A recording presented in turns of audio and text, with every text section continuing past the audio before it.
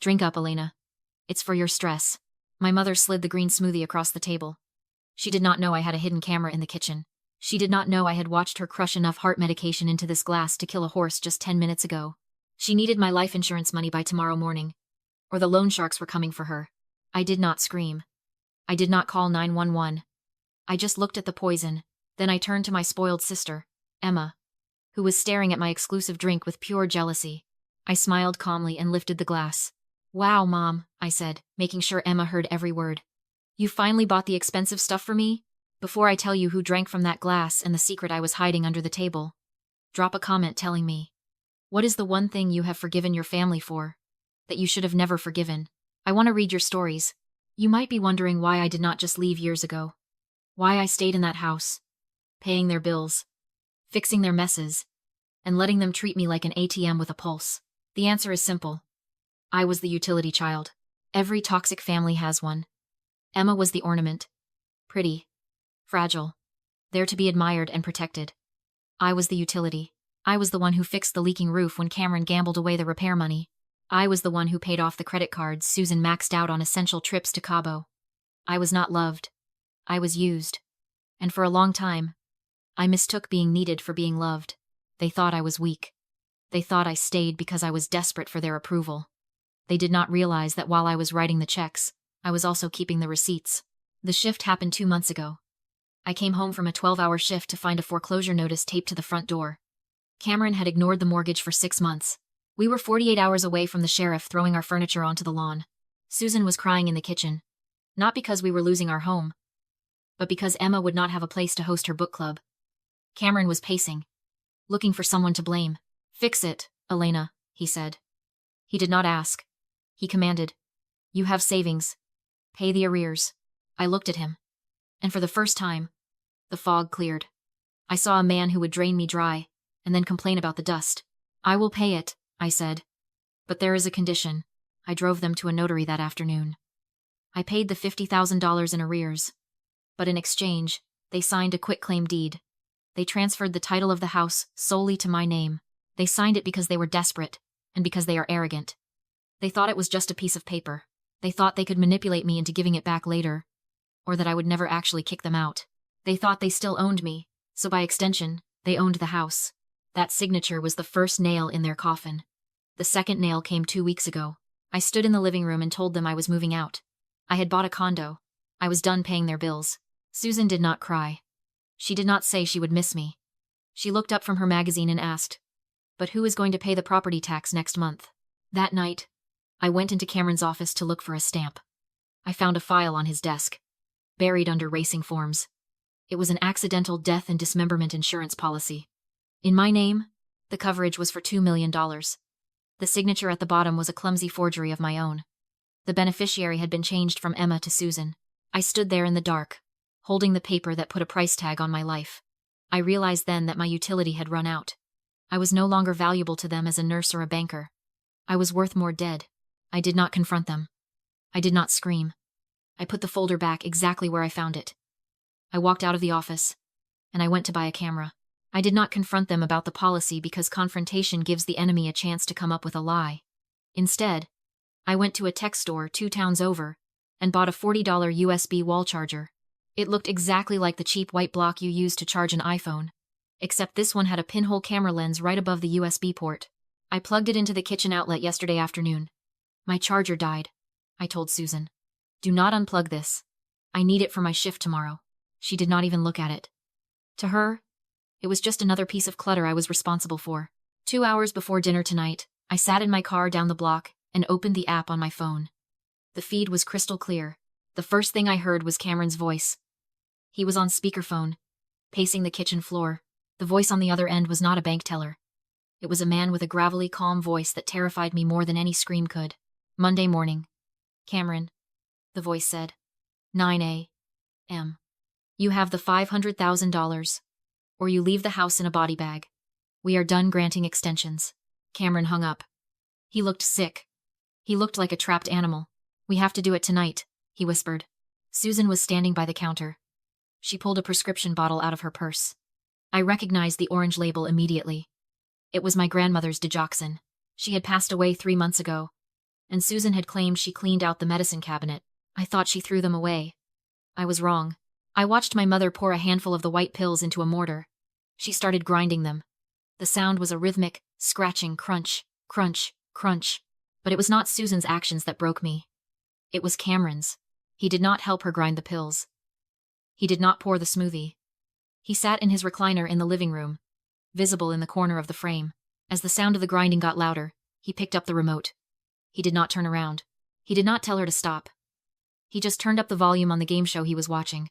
There is a specific kind of evil in passive parenting. We call it the bystander effect. But in a family, it is worse.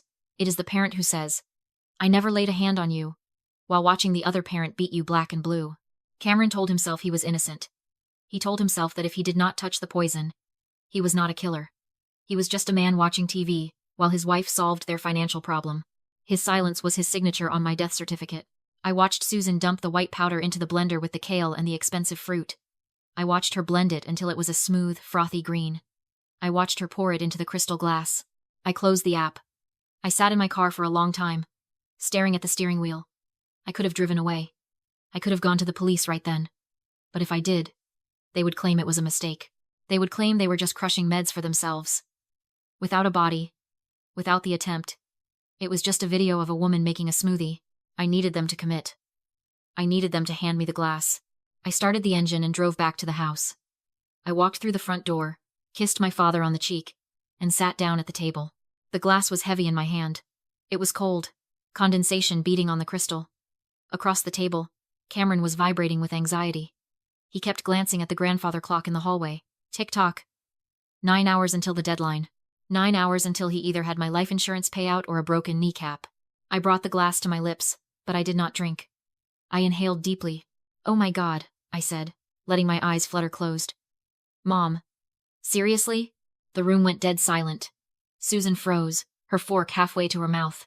"What?" she whispered. "This smells exactly like that $20 glow skin smoothie from the organic market downtown," I said. "The one with the collagen and the rare kale blend? I thought you said we were cutting back." I looked at Emma. "If you want to trap a rat, you use cheese. If you want to trap a narcissist, you use exclusivity." Emma did not care about health. She did not care about vegetables, but she cared about price tags. She cared about having the best thing at the table. Her head snapped up from her phone. Her eyes narrowed, scanning the glass in my hand. "Since when do you buy $20 smoothies for Elena?" she asked. Her voice was not curious. It was accusatory. "I didn't," Susan stammered. "I mean, it is just medicine. For Elena's heart. For stress." "It does not smell like medicine," I said, swirling the thick green liquid. "It smells like vanilla and money. You know, I have been dying to try this for months." I brought the rim to my lips again. I tilted it just enough so the liquid touched my lip. But I did not swallow. I saw Cameron flinch. He leaned forward, his eyes hungry, waiting for the gulp. "Let me taste it," Emma said. It was not a request. It was a demand.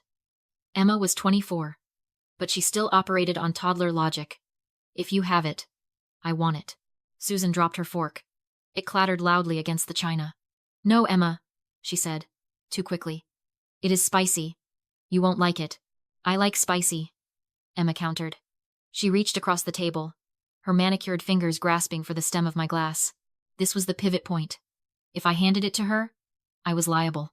If I pushed it toward her, I was a murderer. But if I pulled it away, if I acted like a selfish big sister, hoarding the goods, I pulled the glass back toward my chest, shielding it. "Get off, Emma," I snapped. "Mom made this for me. You have your own wine." That sealed it. If I had offered it, she might have been suspicious. But because I refused, she had to have it. It was a reflex. "You are such a brat," Emma spat. She stood up, reaching over the centerpiece. "Mom pays for everything in this house, Elena. Technically, that smoothie is mine." "Emma, sit down," Susan's voice cracked. She looked at Cameron, pleading with her eyes for help. "Stop her. She is going to drink the poison." But Cameron did not move. He looked at the clock. He looked at me. And then he looked at his favorite daughter, the golden child, reaching for the chalice. He did the math. If he stopped Emma, the plan failed. I would know something was wrong. I would not drink it. The morning would come, and the loan sharks would come. He needed a body. He preferred it to be mine. But in a pinch, any body would do. I saw the calculation happen behind his eyes. I saw him decide that his life was worth more than Emma's. Let her have a sip, Elena, Cameron said, his voice flat. Do not be stingy. Susan gasped. She looked at her husband with horror, realizing for the first time that there is no honor among parasites. I looked at Emma. She was smug. She thought she was winning a petty argument over a beverage. She thought she was putting me in my place. She did not know she was fighting for the right to stop her own heart. Fine, I said. I released my grip on the glass. If you want it that bad, take it. Emma snatched the glass from the table with the speed of a viper. She held it close to her chest, glaring at us like we were about to tackle her for it. Mine, she said childishly. Susan lunged. It was an instinctual, animalistic movement. She reached across the table, her hand aimed to slap the glass out of Emma's grip. Emma, no! Do not drink that! For a split second, I thought the game was over. I thought Susan's maternal instinct would override her greed. But I forgot about the third player at the table. Cameron's hand shot out from under the tablecloth. He grabbed Susan's wrist. He did not just hold it. He squeezed it. Hard. I saw his knuckles turn white. Susan froze, her arms suspended in midair, her eyes wide and terrified as she looked at her husband. Time seemed to stretch. In that silence, an entire conversation happened between my parents. Cameron stared at Susan. His eyes were dark, hollow pits of desperation. Monday morning, his eyes said. The loan sharks, the broken legs, the body bag. If Susan knocked that glass over, the digoxin would be wasted on the carpet. The plan would fail. I would be alive. The insurance money would be out of reach. And by tomorrow morning, Cameron would be a dead man. He was making a choice. He was weighing the life of his golden child against his own survival, and he chose himself. He gave Susan's wrist a sharp, warning jerk. Let her drink. Susan made a small, broken sound and stopped fighting. Tears gathered in her eyes as she looked at Emma. Whatever fear was hanging over her mattered more than saving her favorite child. Emma, unaware of the silent pact happening a few feet away, read the tension completely wrong. She thought Susan was being dramatic over an expensive smoothie. You guys are ridiculous, she scoffed. It's just a drink. She lifted the glass, met my eyes with a smug little smile, and swallowed a huge mouthful like it was a dare. I watched the green liquid disappear. There's a kind of cruel irony to the way entitlement destroys a person. Emma wasn't collapsing because of one bad decision in one moment. She was collapsing because she'd been raised on permission, trained to take what she wanted, trained to believe boundaries didn't apply to her, trained to treat my things like communal property and my protests like background noise. They built the weapon. I just set it on the table. Emma put the glass down with a satisfied clink and wiped her mouth with the back of her hand. Bitter, she said, wrinkling her nose. I don't get why you wanted it. Acquired taste, I said, and went back to my dinner. The next stretch of time felt endless. The clock kept ticking. Silverware scraped. Cameron ate fast, like speed could outrun consequences. Susan didn't eat at all, she just stared at Emma, wide-eyed, flinching at every movement like she was waiting for a trap to snap shut. I kept eating. I kept waiting. Then Emma's hand slipped. Her fork clattered against the plate, loud enough to make Susan jerk. Weird, Emma mumbled, rubbing her eyes. She squinted up at the lights. Why does everything look off? Cameron forced a tight smile. It's nothing. Just eat. Emma shook her head. No. I feel... She didn't finish. She lurched forward, gagging, and the smoothie came back up onto the pristine tablecloth. Emma! Susan screamed, already scrambling out of her chair. Emma slid sideways, hit the floor hard, and went frighteningly still. Her breathing turned shallow and wrong, like her body was forgetting how to do it. Susan dropped to her knees, sobbing, grabbing Emma's hand like she could pull her back with sheer force. Do something. Call 911. Cameron fumbled for his phone. His hands shook so badly he nearly dropped it, but the whole time, his eyes kept flicking to me. Not to his daughter. To the witness. He got the operator, barked the address, and then smoothly, loudly started building a lie. She must have eaten something bad, he said, voice turning performative. Food poisoning. She's vomiting. Please hurry. I stared at him. My stomach went cold. He ended the call and wiped sweat from his lip like he'd just saved himself. Food poisoning? I said, cutting through Susan's panicked crying. That's what you told them? It must be, he stammered. She was out with friends. If they treat this like a stomach bug, I said, voice flat, they'll waste time. And she doesn't have time. Susan made a strangled sound, rocking over Emma. Oh God, oh God. Tell them the truth, I said. I don't know what you're talking about. Cameron snapped. Too fast, too loud. He was doubling down because admitting what was really happening meant admitting there was something in this house that shouldn't exist. It meant questions. It meant police. And whatever debt was tightening around his throat mattered more to him than his daughter's life.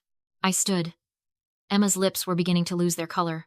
She's crashing, I said, looking straight at Susan. You have minutes before this becomes permanent. What did she take? Nothing. Susan screamed. She didn't take anything. Stop lying, I roared. The command hit like a slap. Silence cracked open in the room. I pulled out my phone, tapped once, and held the screen up inches from Susan's face. A video played clear, unmistakable. The kitchen, the bottle, the powder, the hands. The moment it went into the drink. Cameron in the background, turning up the TV like the sound could drown out guilt. Susan's eyes bulged. Cameron looked like he'd been shot. You filmed us? He whispered. I watched you, I said. And I watched you let her drink it.